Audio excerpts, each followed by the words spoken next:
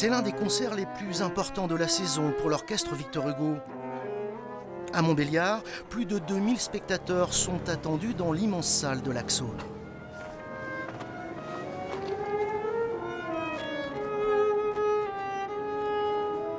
Je me change une demi-heure avant. Après, je vais faire quelques petites pauses de son voilà, avec ma trompette pour trouver le son et puis être prêt pour le concert. Ouais.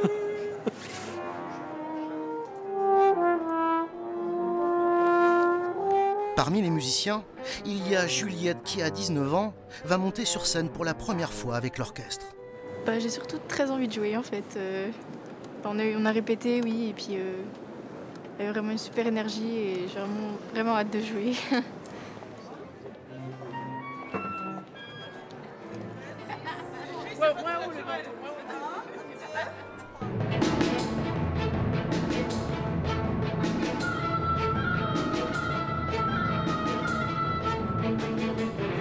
C'est avec un extrait d'opéra, La danse des 7 voiles de Richard Strauss, que l'orchestre a décidé de commencer son concert.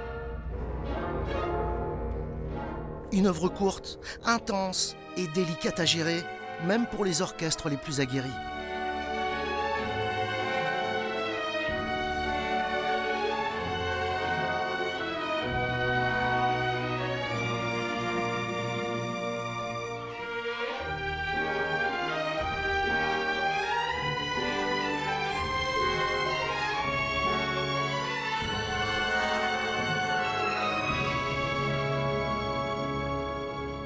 Dans les loges, Geneviève Laurenceau, elle, se prépare à rejoindre l'orchestre.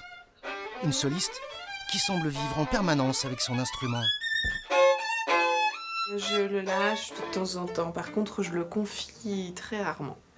C'est toujours moi qui le porte, c'est toujours moi qui le joue. C'est comme un bébé, un instrument. On a un lien très très fort avec ses instruments ou son instrument.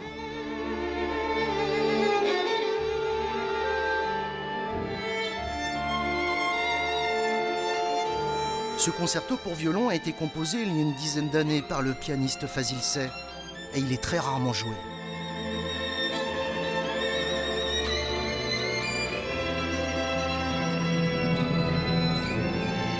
C'est grâce à ces programmes musicaux très accessibles, mais aussi à ces enregistrements régulièrement récompensés, que la formation franc-comtoise a su se faire une place dans un circuit pourtant dominé par des orchestres beaucoup plus riches.